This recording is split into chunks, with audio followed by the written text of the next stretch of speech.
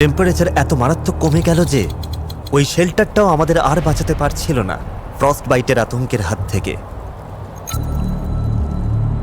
আমার আঙুলগুলো অবশ হয়ে গেছে।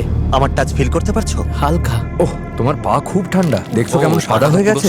এটা আঙুলটা কখনো উপর থেকে এতটা ফ্ল্যাট লাগে না। চ্যান্ডলারের আঙুলগুলো সাদা হয়ে গেছে। প্রবাবলি এটা ফ্রস্ট নেই। সো ফ্রস্ট বাইট হওয়ার আগেই আমাদেরকে এগুলো গরম করতে হবে।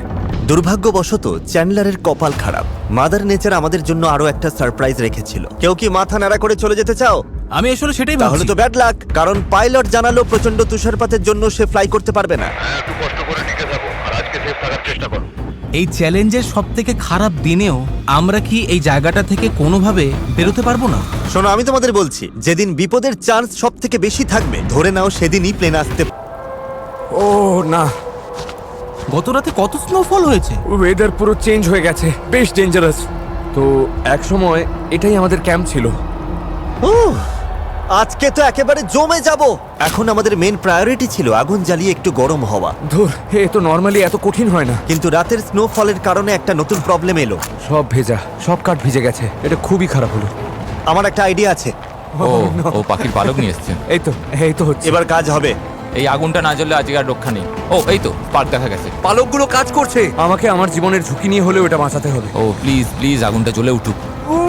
গরম। আগুন জ্বলে গেছে।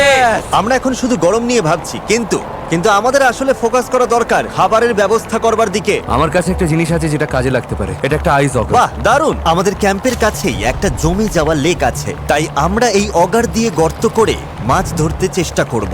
তবে যাওয়ার আগে চ্যান্ডলারকে একবার চেক করতে হবে। এখন বেটার লাগছে, কালার ফিরে আসছে। আমি আর হেইজ খাবার খুঁজতে যাচ্ছি, তাই আমরা যখন থাকবো না ডক্টর ডিউটি কে নেবে? আমি ওর খেয়াল রাখতে পারবো। থ্যাঙ্কস নোলান, পাশে থাকার জন্য।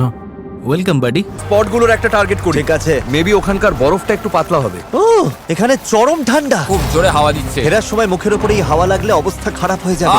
অলরাইট, একদম এই জায়গাটাতেই করি। দাঁড়াও ডেরিয়াস, এটার একটা শট নাও তো। লোকে বুঝুক আমি মজা করছি না, আমরা আসলেই বরফের উপর ক্যাম্পিং করছি। নিচে পড়ে যাবো না তো? কোনো চান্স নেই। এটা সুপার থিক এবং মারাত্মক ঠান্ডা। আমি একবার ট্রাই করব। হ্যাঁ, আইডিয়াটা হলো বেশি জোরে চাপ দেবে না, ব্লেডটাকেই কাটতে দাও, বুঝেছো? এই দাঁড়িয়ে এদিকে এসো। আমি চোখে দেখতে পাচ্ছি না কি হাওয়া। এই বরফের থিকনেস কতটা? আশা করি বেশি ঠিক না, তবে এখনই জানা যাবে। ও এটা খুব কষ্টকর। জোর লাগাও, করতে থাকো। অলরাইট,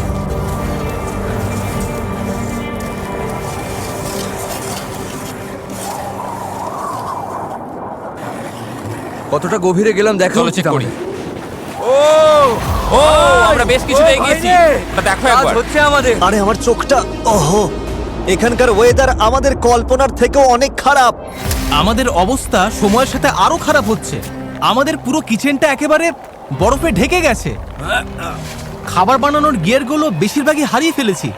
খুঁজে দেখি কোনোটা পাই কিনা। হ্যাঁ, বাইরে এখন মারাত্মক স্নোফল হচ্ছে। বাকিরা মাছ ধরছে, আমাদের জন্য কিছু খাবারের ব্যবস্থা হবে।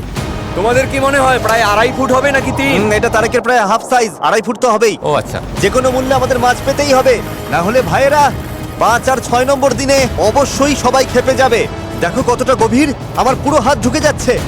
ও মাই গড, জল পেতে আর মাত্র 1 ইঞ্চি বাকি, না হলে এই ড্রিলটা আর ঘুরবেই না। আরেকটু হয়ে এসেছে। কাম অন, সবাই প্রে করো। আমার খিদে পাচ্ছে। আমারও। না না না না। ধুর, আমরা আর এক চুলো ড্রিল করতে পারছি না। আমাদের ড্রিলটা লম্বায় ছোট পড়ছে। বরফ যে কতটা ঠিক ভাবো। তার মানে আমরা কোনো মাছই পাবো না। মেবি এখানে না। বরফ যে বড্ড বেশি ঠিক সেটা বুঝতে পারলাম। আর আমাদের জামা কাপড় ভিজে যাওয়ায় হাইপোথার্মিয়ার রিস্ক বাড়ছিল, তাই আমাদের ব্যাক করতে হলো। খাবার ছাড়া খালি হাতে ফিরে আসাটা আমাকে খুব ভাবিয়ে তুলল। মনে পড়ে গেল আমাদের লাস্ট সার্ভাইভাল ভিডিওটার কথা, যেখানে আমরা ব্যর্থ হয়েছিলাম। তোমাদের কথা দিচ্ছি, আমাদের নেক্সট চ্যালেঞ্জ ভিডিওতে আমি আর ব্যর্থ। কি খবর? কিছু ধরতে পারলে? না। ওহ, নিজেকে বড্ড অসহায় লাগছে এখন। হ্যাঁ, আজকের দিনটা পুরো ফালতু গেল। সবার মোরাল একদম ডাউন। কেউ বাড়ি মেরে অজ্ঞান করে দাও, 7 নম্বর দিনে জাগিও। ভাবা যায় এটা মাত্র 3য় দিন, এখনো আরো 4টে দিন বাকি। হ্যাঁ, আমার তো পুরো হাত সহ সবকিছু পুরো ভিজে গেছে। আর আজ রাতে মারাত্মক ঠান্ডা পড়বে। এটা খুবই খারাপ। এই জল যদি গায়ের সাথে একবার জমে যায় তবে অবধারিত মৃত্যু। ওকে, তো আমাদের জামা কাপড় ভেতর পর্যন্ত পুরো ভিজে গেছে। আজ রাতে চরম ঠান্ডা পড়বে। এখনই কিছু না করলে কারোর না কারোর হাইপোথার্মিয়া হবেই। ওই স্প্রুস গাছটা দেখছো? চলো ওটার ডালপালাগুলো কেটে একটা বিছানা বানাই। একটু ইনসুলেশন না হলে কিন্তু ঘুমানো যাবে না। রাতে মাটি থেকে প্রচন্ড ঠান্ডা লাগবে, তাই খুব সাবধান। এগুলো একদম পারফেক্ট, বিছানার জন্য একদম পারফেক্ট জিনিস। এই তো হেজ এসে গেছে। কার কার লাগবে? আমার লাগবে, দাও। আমার কাছে আরো আছে গাইস। হেজ যখন ওই ডালপালাগুলো নিয়ে এলো মনে হলো যেন ক্রিসমাসের গিফট পেলাম। শেষ পর্যন্ত রাতে একটু উষ্ণতা পাওয়ার আশা জাগলো।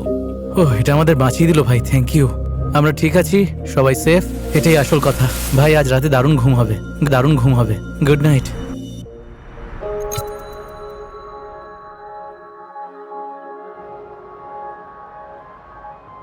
ও ম্যান, জায়গাটা জাস্ট বিউটিফুল। থ্যাংক গড, আজকের ওয়েদারটা অনেক বেটার। ও ওয়াও, রোদটা কি দারুণ লাগছে। আজকে ফাইনালি সবকিছু ঠিকঠাক হবে মনে হচ্ছে। দেখে মনে হচ্ছে ঝড় তুফান আসছে। কি বললে?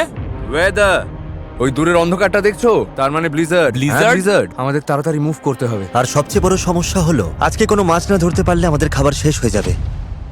আমাদের কাছে আর বেশি খাবার